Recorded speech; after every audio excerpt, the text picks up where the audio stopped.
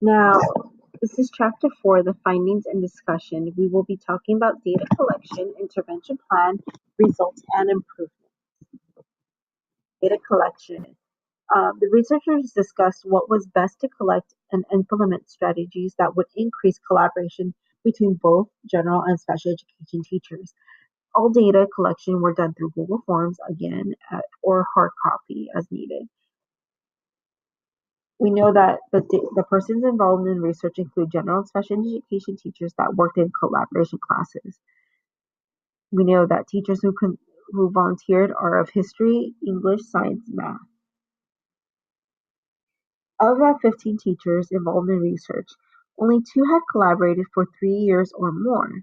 5 have collaborated for 2 years, and then 7 were first-time collaboration teachers. Questionnaire results. The teachers that responded that most of them practiced the parallel teaching, which is the one teach, one assist model, and the one teach, one observe model. These models seem to be the most common forms of collaborative teaching. Compared to the other 4 forms of collaborative teaching styles, teachers shared concerns that they did not find certain styles ideal, but was from that both teachers can realistically do. If you look at figure 1.1a, the responses are from general education teachers, and then figure 1.1b are responses from special education teachers. In the form, they were asked on how effective collaboration is on students with special needs. Teachers respond with effective to very effective. Now, if you look at figure 1.2a, this is from general education teacher, and then 1.2b are from special education teachers, and they seem to agree that it is very beneficial for students to be in a collab class.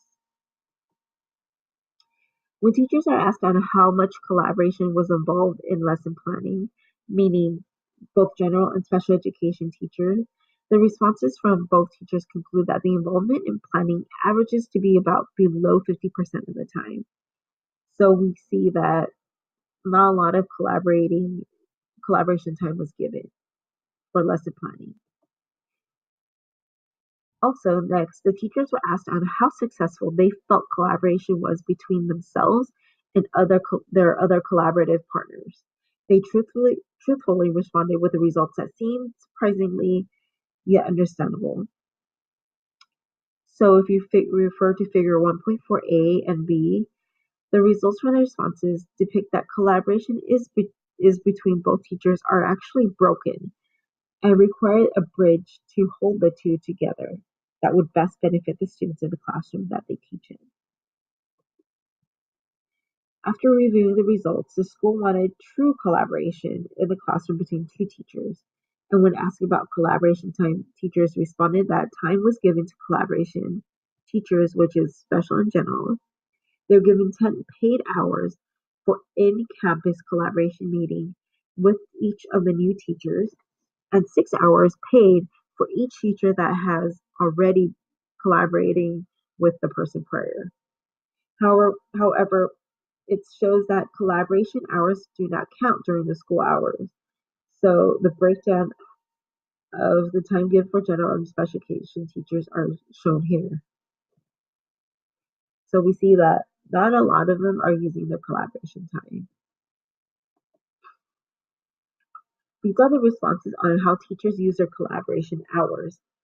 So of their 6 to 10 hours, a lot of teachers responded that they worked with differentiation, lesson planning, grading work together, decision making, unit planning, planning projects, talking about the progress of the SDC students, use time to talk to teachers about who the students are and what their needs are. In the high school setting, it's very easy for teachers to treat students like children. They want everyone to treat the students correctly. They use time to talk to teachers about concerns or reluctance. And just troubleshooting, lesson planning, going over grades, and or plan the entire year for their subject. Now, in order for collaboration to work effectively and efficiently, teachers were asked how they would be able to help them with improving collaboration in a classroom between co-teachers. Figure 1.6a and B show that teachers prefer to have been provided with in improvement by going to on-site district trainings, extra collaboration hours. Some say they want out-of-district training and possible trainings out of state that are proven effective. Intervention plan. There are two parts to our intervention plan. First is the simulation at understood.org, and the second one is a PowerPoint presentation of the roles of general and special education teachers. Implementation.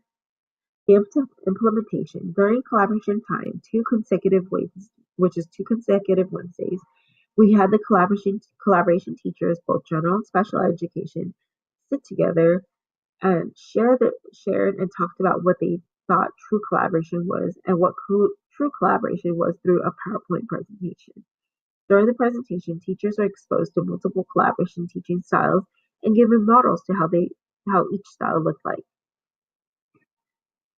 Also, general education teachers were given an inside look on how special education teachers' work is like on a daily basis and is given the opportunity to see how it's like to be one of the students with special needs and how they can struggle in class with their learning disability or specific needs. The results are that many general education teachers were able to understand how special education teachers work with their students and meet specific standards in order to meet their needs. Many of the general education teachers are also able to see how diligent special education teachers work with each student on an academic and personal level. In the end, the first part of the intervention is the activity, where teachers are to put themselves in their students' shoes. Each teacher were to log on to understood.org and input what their student learning disability is. And so they could put themselves in their own classroom to see how their student finds as a struggle in the collaboration classroom. So as I said, intervention one is a simulation on understood.org. This is for teachers and also parents to understand how the student learns according to their academic struggles, whether it to be in reading, writing, or math. Now we go into simulation where it includes learning disabilities such as ADHD, ADD, autism, hard of hearing, dyslexia, and more. It also provides strategies and solutions for parents and educators to use to improve or assist the student with learning. Upon viewing the simulation on understood.org, teachers gain insight on how their students struggled in the classroom during instruction. Teachers, after completing the first session of the intervention, went back to the classroom and tried at least one other collaboration strategy or style that they believed to be more realistic with their collaboration counterpart. After each teachers were able to model the teaching style, they were to reflect on the next half of the intervention. 2, the PowerPoint presentation. This talks about the duties of the general and special education teacher. This is a 21-slide presentation with a Q&A at the end for teachers to pose and answer questions on roles. After the intervention, a survey was given to random students in the classroom to share their thoughts and experience on the aftermath or the results of the implementation.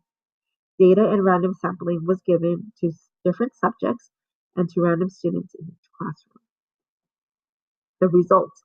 Students had many positive things to say about the teacher, and that they tried their best to initiate a better collaborative teaching style. It benefited the students and helped them with a secure relationship with the teacher.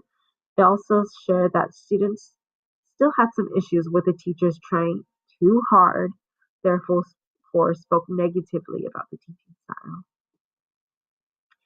Improvements for the interventions. We would like more time. because time was very limited and so much special education teachers can't teach to general education teachers.